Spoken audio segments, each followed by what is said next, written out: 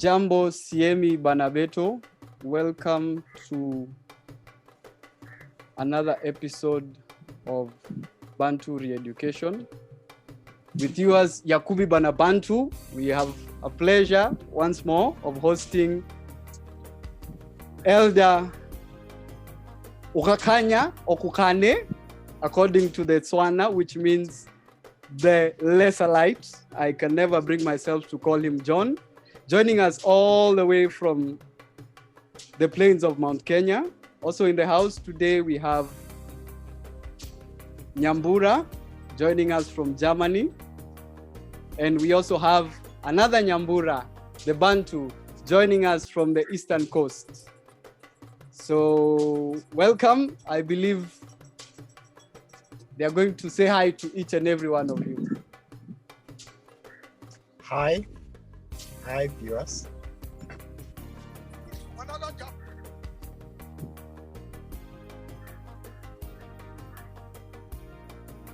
So we say to the brothers watching from the Zulu, we say Sawubona, Dumela to those in Botswana, Lumelang to those in Lesotho, Mwalalepo to those in Namibia, Ndewo to our Igbo brothers, Molweni to the Isiklosa people, Muliotia to the Luganda, Muhoro to the Shona, Mulishani, Zambia, to Rwanda, Muraho, Angola, Wakalipo. I hope I'm not butchering your languages.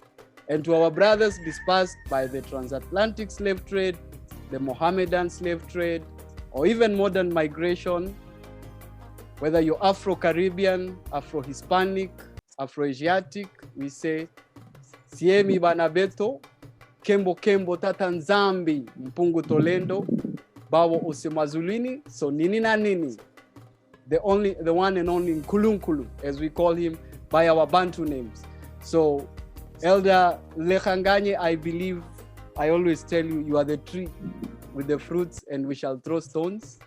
So, why is it that you believe the Bantu dialects are the actual language used in the Bible? Looking at, and I will start once more, I will say Kembo to everyone. Using the Kikuyu, we say Muriega, Horo Anyu. And I want to say this, when you look at the words, I will take cognizance of the fact that the Kikuyu dialect has so many of biblical Hebrew words. And the words are very, very similar. There is semblance of these Kikuyu words and Hebrew. And we've come to learn that by extension, there are so many Bantu words that resemble modern day Hebrew. Although we're actually, it's not the Bantu who borrowed from Hebrew, but it is the Hebrew who actually borrowed from the Bantu.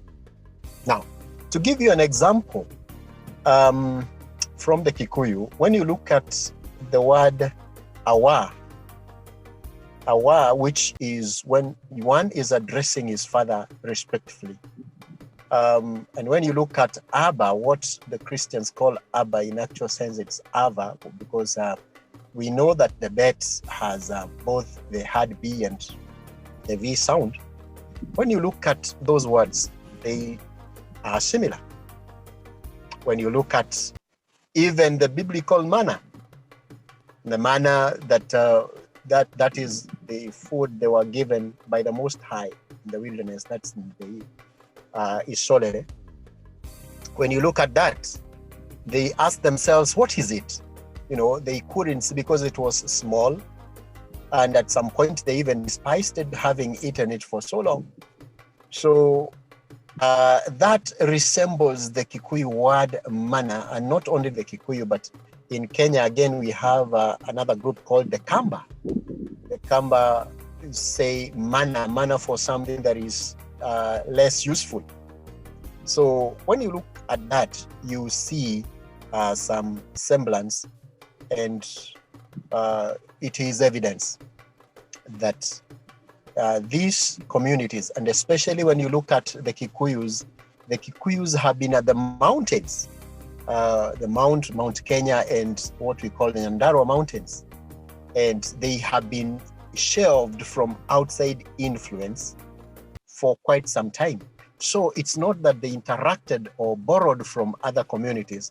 They have had these words from a long time.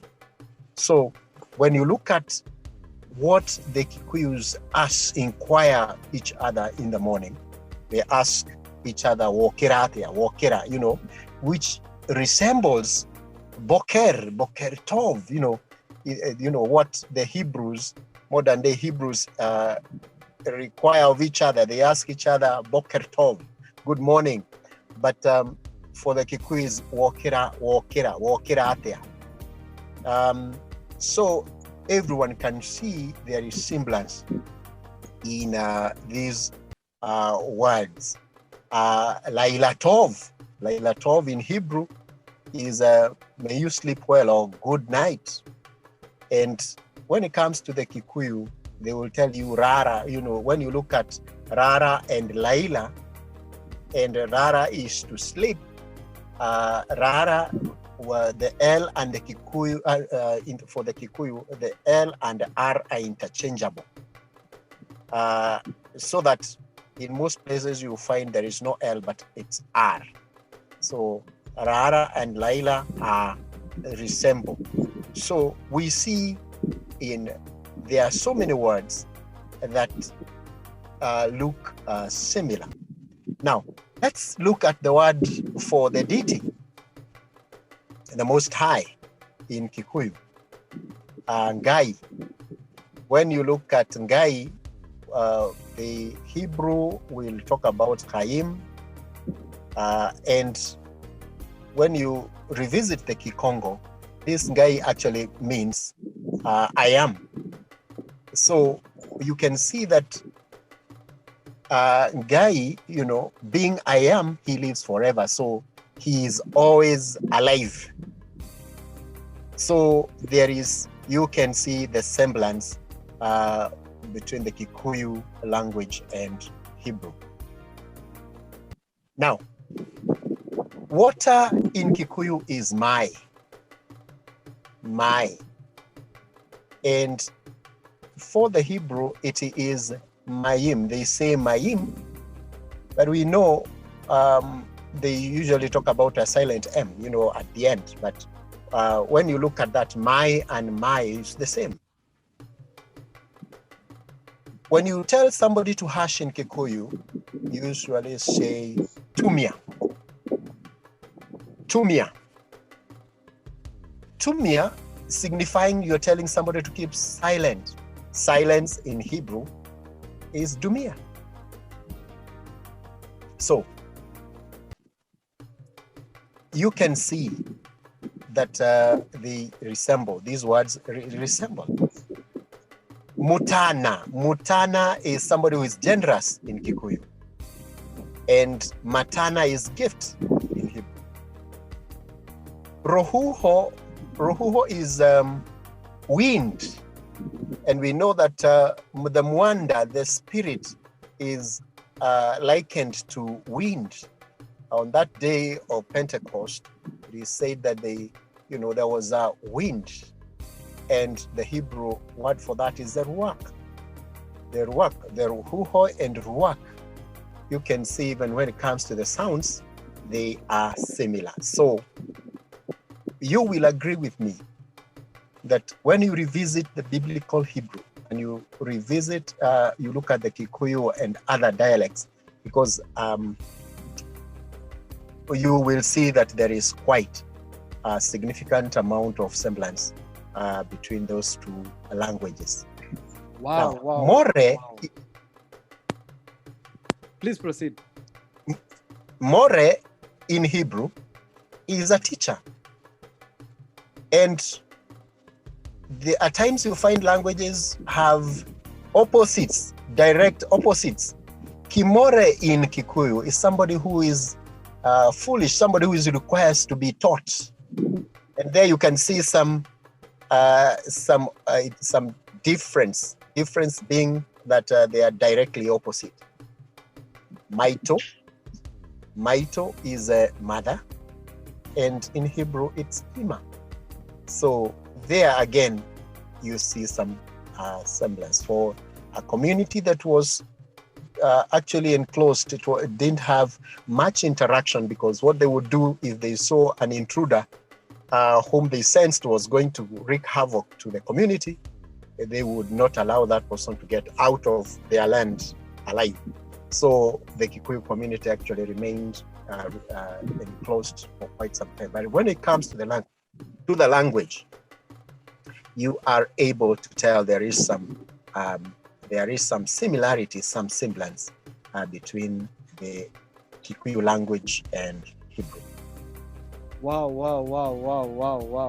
Elder Lekangale. I'm in awe because, these are just a few examples that you chose to share with us, and more have been discovered across the dialects, across the Bantu dialects. We have a lot of biblical words being used, as you shared with us last week or last Samba, that Eli Lama Sabatane is actually in the Isiklosa language.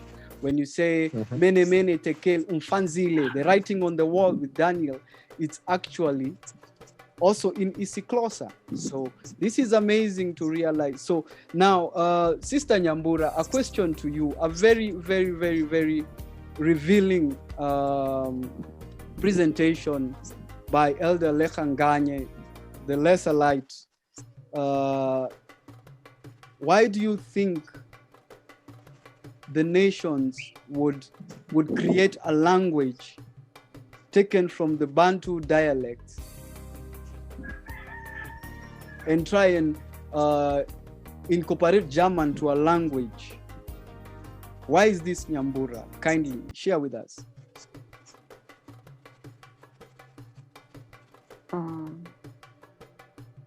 Which Nyambura? Nyambura from the East Coast. Okay. My apologies. Awesome. I was thinking you're talking about Nyambura in Germany since you mentioned Nyambura. But awesome. Thank you, Elder John, for that wonderful presentation. The main reason as to why our language was basically, I'll call it as it is, was basically stolen from us, Bantus. And we are many, like our brothers are saying, we are very, very many. And the reason as to why these languages were stolen, and many things that were stolen from us by the people from the Eastern European, is because of a curse. A curse that we have in Deuteronomy 28:8. Deuteronomy 28. So our forefathers really misbehaved. And by misbehaving, I mean they disobeyed. And this is what I'll ask. I'll just pose a question to all of us. What happens when your child disobeys you? A child that you love, you've born with all your love, you've given everything to that child, and they disobey you. How does a parent feel? Most of the parents will feel mixed reactions. And so our Father chose us, the Bantus, the so-called Negroes, the so-called Black people, the so-called African American, Afro-Asian. He chose us to be a royal priesthood, a chosen generation to represent him here on earth. He chose us because of his own reasons. He's the sovereign, so we cannot really tell why he decided to choose us. But he chose us from the beginning, the children of Jacob, as it is called in English. But in our languages, our Bantu languages, we call Jacob. Jacob is called Jacobi, or Jakufu, or Yakobo. So what happens is that when Moses went onto the mountain, the Most High called him, sonini nanini gai wito wa matuile nietire mumuda. He called Moses and he gave him 10 commandments which were supposed to guide us, and they were for our good, to guide us in our lives here on earth, because he chose us. The 10 commandments are for his children, and there are so many other commandments, but let's talk about the 10 commandments today.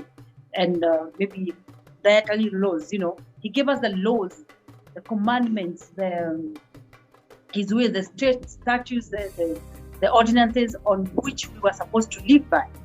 And really they are so simple and they are for our good. And when he chose to give us those commandments, he also gave us blessings that will come in keeping these commandments. That is how beautiful he did these things. When I came into the truth, because previously we didn't know we were the chosen children of Israel. Israel, because that's what people say, but we are the children of Jacob. We no longer ascribe to Israel because Israel is fighting with the Most High, and we Bantu don't fight with the Most High. We no longer do that. So all the Bantus were chosen, and he gave us the blessings that will come with keeping these commandments. He also gave us curses that will also come if we disobey him. And the reason as to why he did that is because he loved us so much. He wanted to protect us from so many other evil things that will happen, because we have Satan ruling this world, and it's just like when we have laws that govern a country, or traffic lights, for example. If you fail in keeping the traffic lights, what will happen? You will either hit someone, you'll be hit, or something bad will happen, an accident will happen. So basically, we as children of Jacobi were given the rules to live by. You understand? My sister Nyambura from Germany will discuss and we'll talk about the curses, and I will talk about the blessings. So let me read a few of the blessings that we were supposed to have. Let me go to my Bible. As I'm opening my Bible, it's in Deuteronomy 28.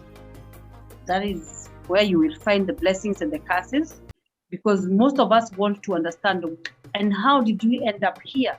Why do we suffer like this? We've always asked ourselves, why do Black people suffer?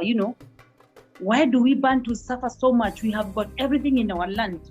How come everybody still come and take things from us, and we never enjoy, we never benefit from this? Why are we so downtrodden? Why are we always the tail? Why are we always below?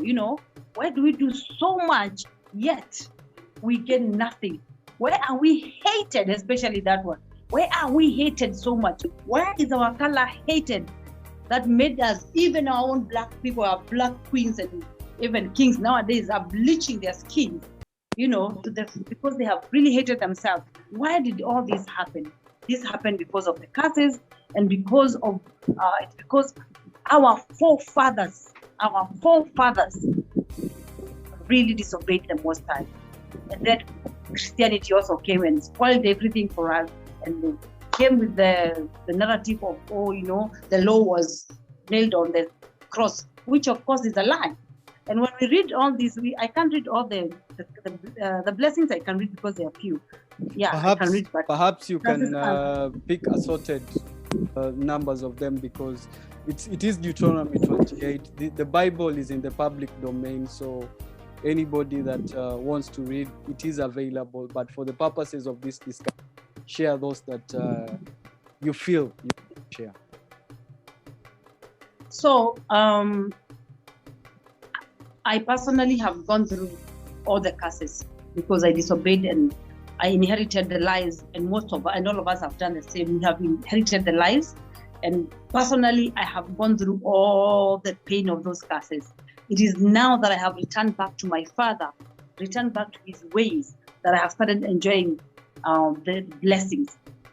Not all of them, but one by one, I am seeing myself enjoying the blessings of obedience. So when Moses went out to the mountain, this is what the Most High told him about his children, that, and it shall come to pass, this is Deuteronomy 28:1, and it shall come to pass, if thou shalt keep and hearken diligently unto the voice of the Most High, bowels, so to observe and do all his commandments. The commandments are in the book of Exodus. You go and read them, you know all of them. You shall have no other deity besides our Almighty, and the rest. Commandments which I command this day, that so nini na nini will set thee on high above all nations. You understand? We were to be, if we obeyed all the commandments, we were to be above all nations. And you know, there are many nations, but the children of Jacob, we the Bantus, if we hearkened unto the blessings that the Most High, the commandment that the Most High gave to Moses and to Moses that day, we were to be above all nations of the earth. That is why we say we are supposed to be above and not the tail. Number two, the blessings that were to come on thee, they were supposed to come and overtake us. So, and all these blessings shall come on thee and overtake thee, if thou shalt hearken unto the voice of Sonini na Nini. Number one, again, blessed shall you be in the city, and blessed shall you be in the field. Blessed shall be the fruit of thy body, and the fruit of thy ground, and the fruit of thy cattle, the increase of thy kind, and the flocks of thy sheep. That was then. Today, if we translate this blessing, it will be that you be blessed in everything that you do. You know, the fruit of your body is the children that you give birth to. You know, we take seriously and very precious having children in Bantu culture. The fruit of your body will have been blessed so much. You'll have children who will obey you, obey the Most High, and stuff like that. You'll be blessed in every work that you do. You will have all that you're supposed to have, that the nations have today. Blessed shall be thy basket and thy store, that you will not lack nothing. From where you are. Okay, we were in blessing number 5. That if we hearken unto the commandments that Moses was given by our father, our basket was to be blessed completely. So number 5 says, blessed shall be thy basket and thy store. Blessed shall thou be when thou